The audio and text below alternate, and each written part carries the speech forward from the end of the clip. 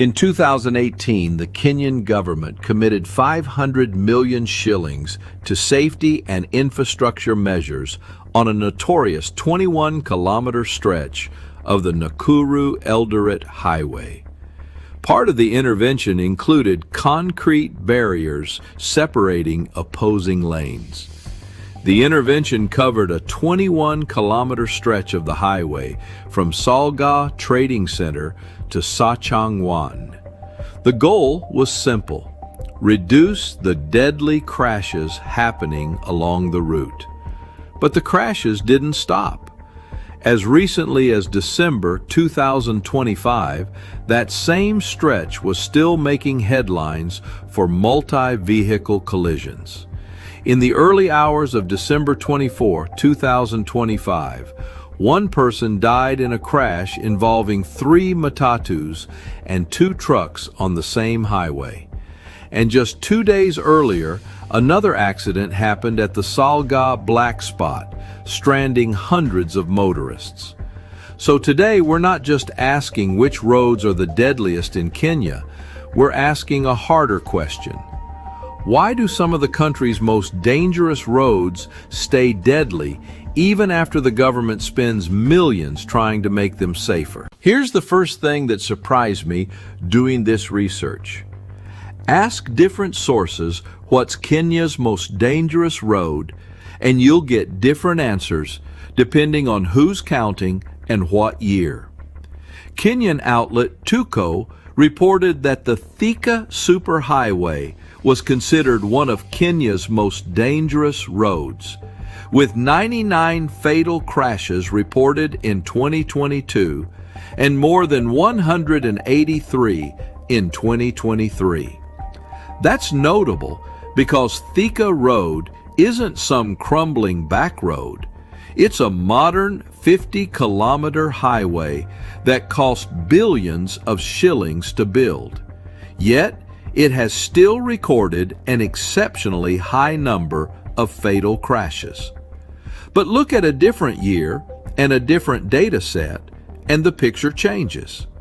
Daily Nation reported that Thika Road and the Nairobi-Naivasha Highway recorded the most fatalities that year, ahead of Outer Ring Road and the Northern Bypass.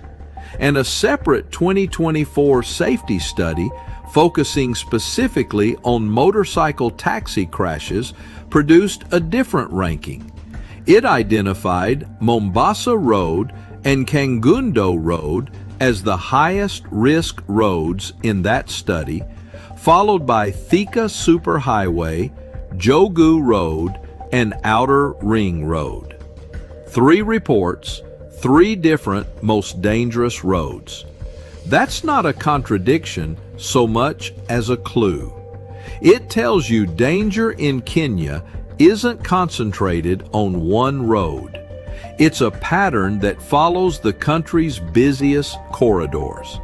And the corridor that comes up again and again in almost every report is the one connecting Nairobi to Western Kenya and beyond. It's part of what's called the Northern Corridor, one of the most important transport routes in East Africa, and a major artery connecting Kenya to Uganda, South Sudan, Rwanda, and Burundi. Within that corridor is a stretch of road that has become notorious among Kenyan drivers: Salgaa. Salgaa sits on the Nakuru-Eldoret highway, and the geography does it no favors.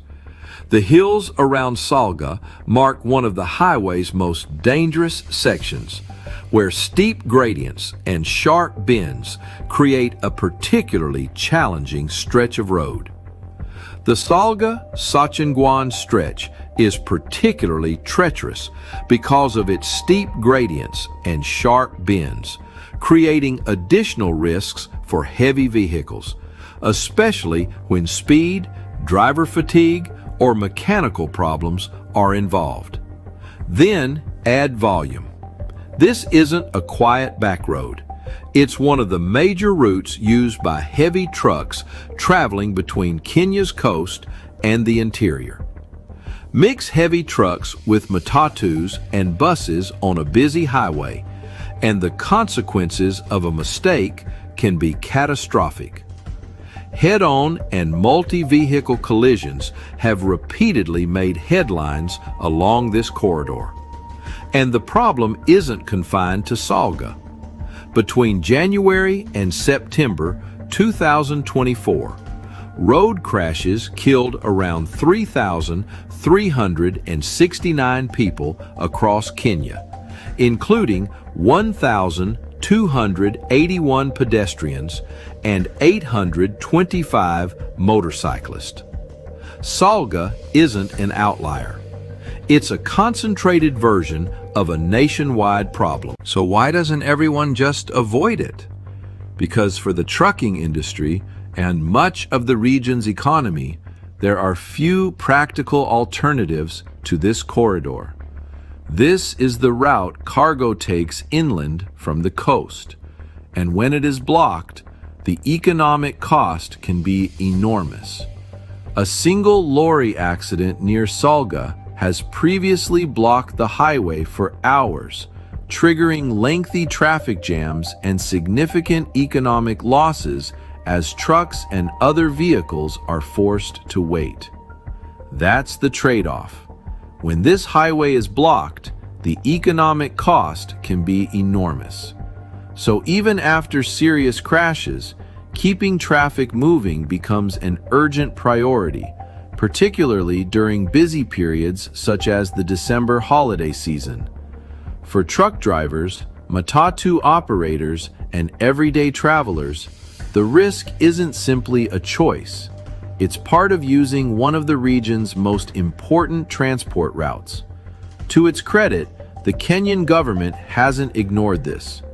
Beyond the 2018 intervention, there has been an ongoing push for further structural safety improvements. Infrastructure agencies have prioritized safety upgrades on the Salga to Mau summit stretch, including plans for a dual carriageway and emergency runaway truck ramps for vehicles that lose their brakes on the descent. And there's a bigger national plan behind it too. Kenya's road safety strategy calls for a greater share of infrastructure investment to be directed specifically toward road safety, alongside measures aimed at improving roads, vehicles, speeds, driver behavior, and post-crash response. But here's the honest ending, because I don't want to wrap this up too neatly. The improvements haven't eliminated the danger at Salga. The intervention went in years ago. Crashes were still happening there in December 2025. Nearby black spots such as Miga have also continued to require safety interventions and attention from road authorities. Yet serious crashes still occur along the wider corridor. This is one of the most important roads in East Africa, and it's also one of the clearest case studies of just how hard it is to engineer your way out of a danger that's rooted in volume, geography, and economic necessity all at once. So is this Kenya's deadliest stretch of road? The data doesn't give us one simple answer, but the uncomfortable truth is that fixing one of the country's most dangerous corridors isn't as simple as painting new lines or pouring concrete. The deadliest road rarely means the worst engineered road. It can mean something much more complicated, the road nobody can afford to stop using.